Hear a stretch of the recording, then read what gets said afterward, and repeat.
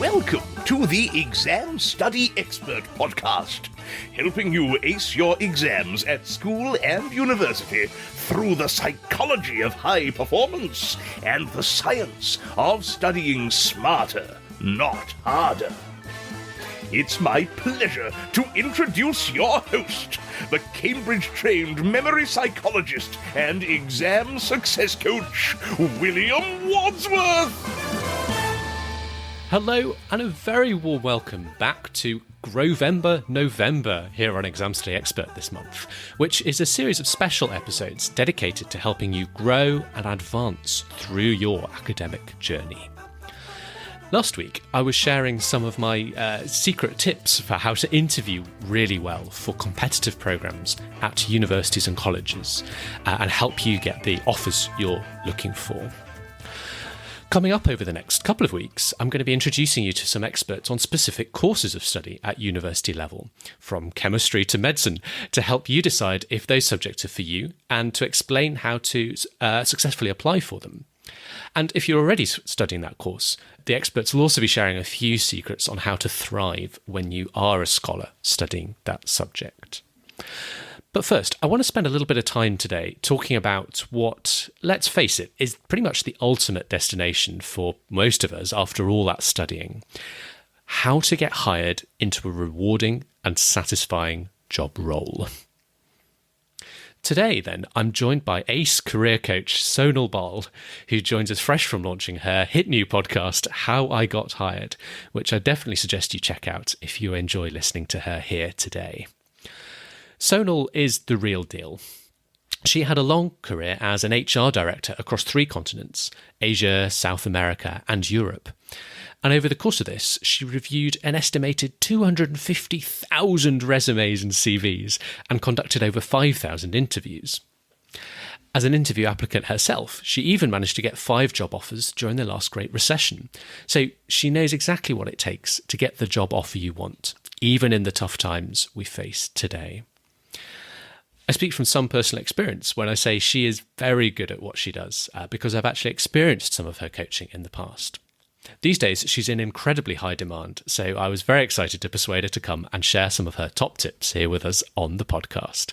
So, listen in to discover the secrets that will get you the job offers you're looking for, from part-time work to summer internships, through to full-on graduate programs and beyond.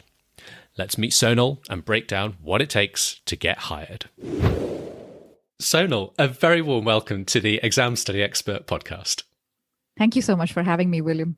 It's a huge, huge pleasure. Would you start maybe by introducing yourself and telling us a little bit about what you do? Absolutely. So I have an HR background, worked in human resources for about 20 years in India, South America, and Europe, and with all sorts of interesting companies, large conglomerates like GE and PwC, family-owned companies, mid-sized and startups. And I am now a career coach. So what I do is I help people and give them this competitive edge that they need, particularly in today's environment. And whether that's to land that dream job, to get that promotion, or to lead a happier, richer, and more purposeful life. That's my mission. Nice. Very nice. Do you have any sort of general advice if you're not sure what to apply for? You see all this choice, all these different routes opening before you. And any sort of general advice for choosing which route to go down if we still haven't made our mind up yet? Yeah, that's a great question. So I have tons of things I can share, both the mistakes that I've made and lessons I've learned. But yeah, we don't have too much time today, so I'm going to be brief. Sure.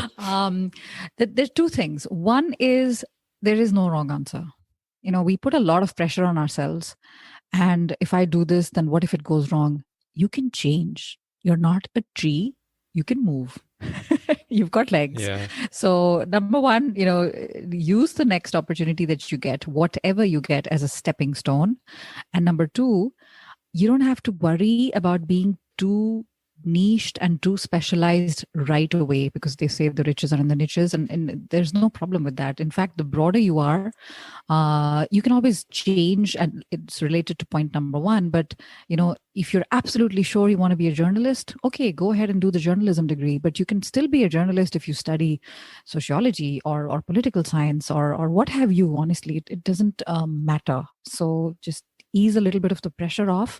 I wish I could have told this to myself, 20 years, because it was literally 20 years ago, the year 2000, September, when I was in the same process.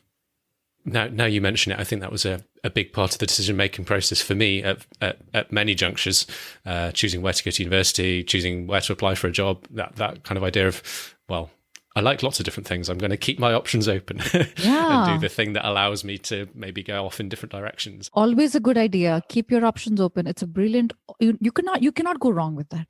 Yeah. Great. Okay. So we've decided where we're going to apply. I want to ask about the CV resume first. Maybe just give us a few thoughts on what the structure of a good CV looks like. Is there sort of one standard template? Does it vary by industry? What are your thoughts on that? Yeah, again, a great question. And we could literally do like one episode of yours, Will, just on this topic.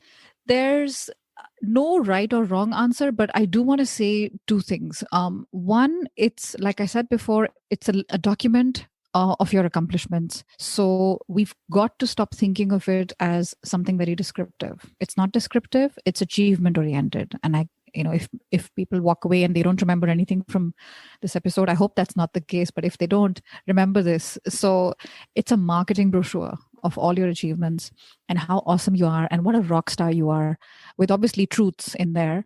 It's not, I did this and then I did this and these are my studies. No, what makes you different, and your USP, your unique selling proposition. How did all of the stuff that you did, how did that help you to stand out? So that's sort of the overall theme. And when I work with my clients, who are usually at the executive level, C-suite and just below, CEO, CFO, etc., I tell them the same thing that I'm going to tell your listeners right now. So think of three themes.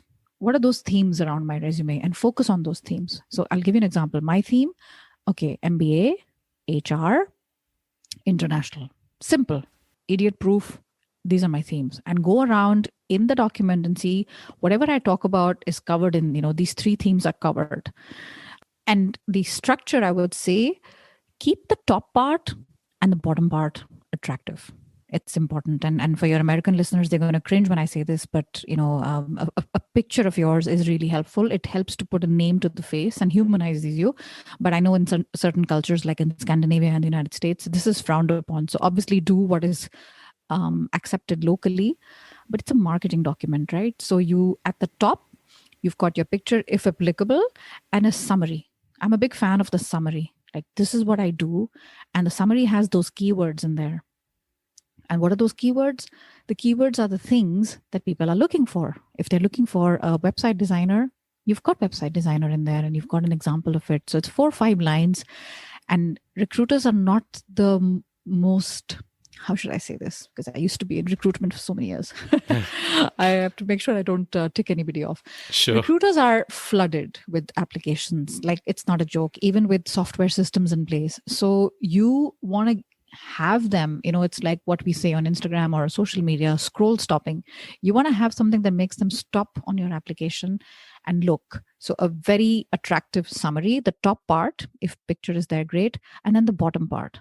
And the bottom part, I'm a bit of a risky person. I'm a bit of a rebel. I don't just want to write about what other people write about, but I also like talking about personal interests. And not like I love reading, piano, and cycling. No, that's boring. And by the way, many people think this is a ridiculous idea. And I posted something on LinkedIn about a month ago, Will, on this exact topic. It got like 1.5 million views, and wow, which was insane. It completely blew up. But the majority of the people in there, including recruiters, said it's a brilliant idea. I mean, illustrate a little bit. So, okay, if I like jogging, what do? I do my 10K every day. What is it? If I like golf, what's my handicap? If I like cooking, what's the best dish I've ever made? Go out there and show some personality and don't be scared of it. But obviously do it if it feels right to you. Don't force it. And if it feels right to you, and by the way, I even use humor sometimes, very subtle, politically correct, gentle sort of humor in there. You want to establish a connection with the person who's reading your CV, because at the end of the day, that's what it's about.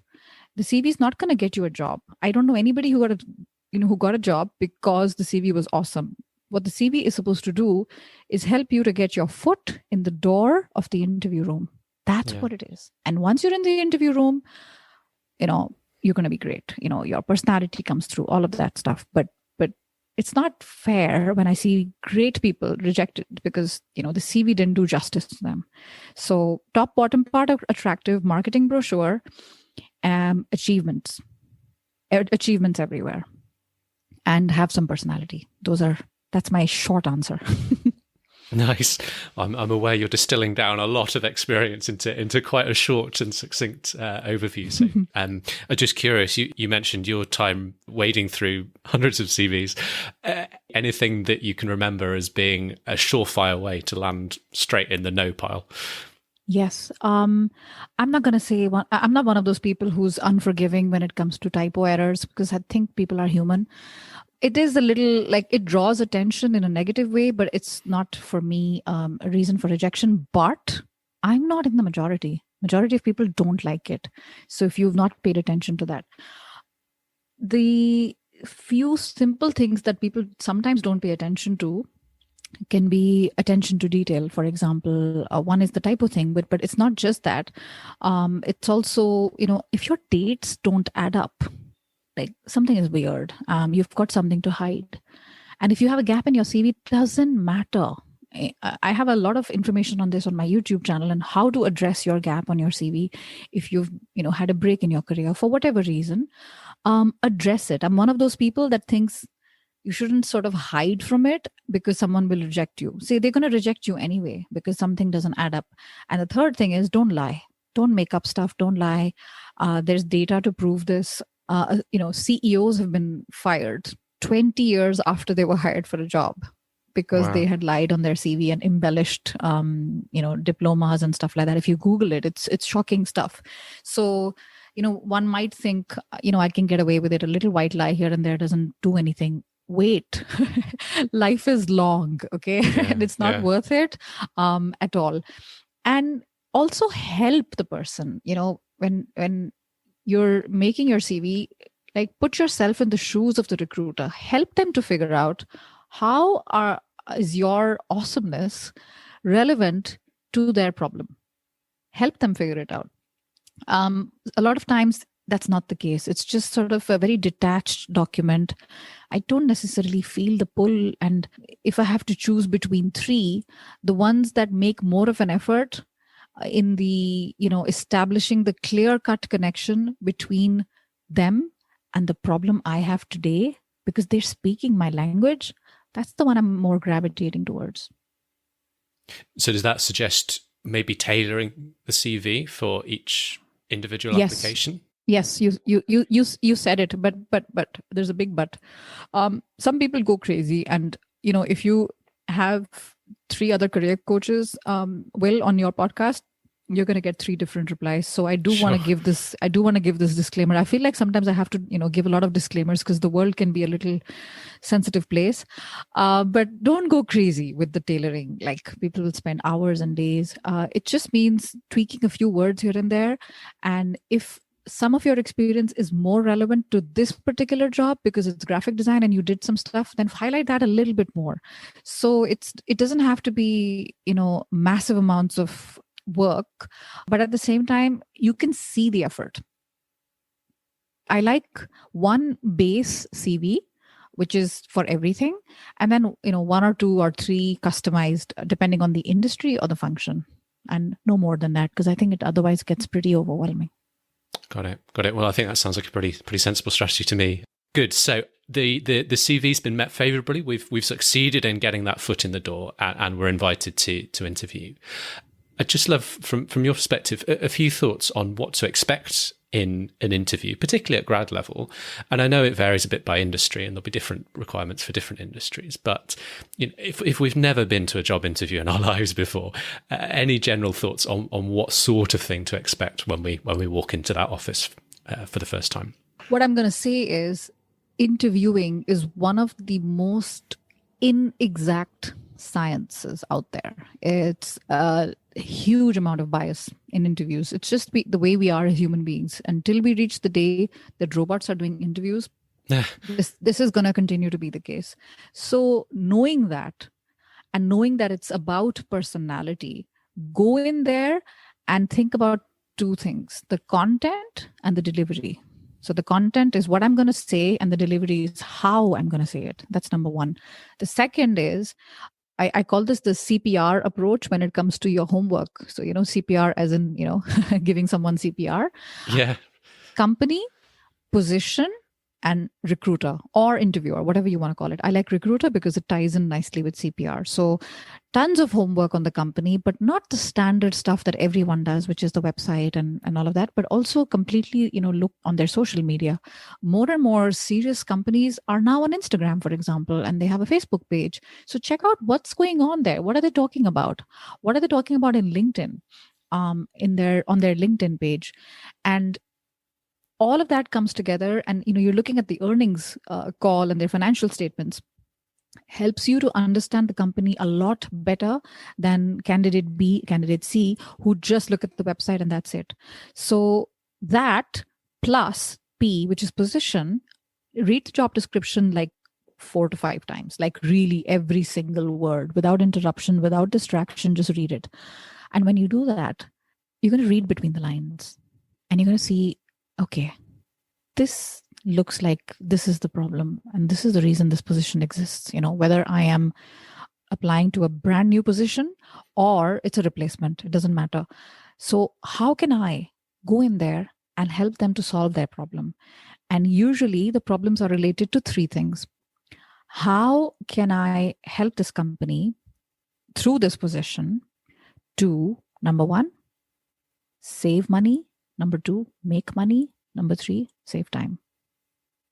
And if you can tie that nicely together with ideas and clear-cut strategies using the same language that they use on their social media and their websites, if their department is called, for example, if it's human resources and they call it people operations, and you see PO written or ops written, POps written, use that lingo. And I had a video on LinkedIn last week where I call this the Jedi mind trick. Play these Jedi mind tricks for all my Star Wars fans out there. And when you are doing, using that lingo, using the vocabulary and talking to them like you're in the company already, when I would start this role, what can I expect in the first 90 days? That sounds way more powerful than what would be the challenges for the first 90 days, for example. So these are all part of the Jedi mind trick. And the person on the other side is like, I can already imagine you doing the job. Like, you're amazing. I can imagine having lunch with you in the cafeteria. And that's what we want. So that's C, P, and R. R is the recruiter. And this is my favorite part, because at the end of the day, we're all people. We like people who listen to us. We like people who like us back. So the KLT comes in, the know, the like, the trust, the KLT factor. And how can you do that? When you go in there, research the heck out of this person who you're going to be meeting. Check out their LinkedIn, check out what they're posting. Are they open on any other social media sites? What's been on their mind lately? And then make them talk. This is my favorite thing. Make them talk. And people they have their jaw dropped to the ground when I say this. They're like, how can that makes no sense, because this is your interview. You're the one who's supposed to talk. And at the end, they will say, do you have any questions? I'm like, no, it's a 2-way street. And you don't have to be so in their face, but it's a 2-way street and it's a tennis match. So the more you can make them talk and ask them very thought-provoking, intelligent questions, and I have a load of resources on this as well. They love talking about themselves. We love talking about ourselves. I don't want to say they. We are, as human beings, we just want someone to listen to us. And if I'm going to be talking 50% of the time as a recruiter, and you're on the other side and you are in rapture, like you're listening to me so well and you're taking notes, and then you're asking me follow-up questions. You're not just asking answer like a tennis match, but you're also giving me follow-up volleys, right? So it's like, so based on what you said, so listen to understand, don't listen to respond. And at the end of it, they're like, do you have any questions for us? I'm like, actually, you know what, you answered my questions so well already. In that sense, it feels like a lot more like an organic conversation, which is what we want. So get ready for those really annoying, I find them very annoying questions. Tell me about yourself, all of that stuff. I have a lot of videos on how to do that on my YouTube channel, including demo answers for anybody who's interested. And so when you're prepared and you practice all of that stuff and make them talk, and then in the end strong. This was absolutely wonderful. And I loved, spending time with you. So, is there anything else that you need from me? Or, have I been able to address any of your, all your questions and concerns? And then silence and let them talk. Because perfect. Then they say something. No, I think I've got what I need. Okay. So what are the next steps? End on that note. Don't let it hang. Don't leave it to chance. Take control. Get back in the driver's seat. Just because you're in an interview and just because they are the one who's selling a job and you're the one who's buying, doesn't mean you don't have the power. It's even. Some people say, no, it's more important. You are more important. People need people. Yeah, it's both. This is a transaction.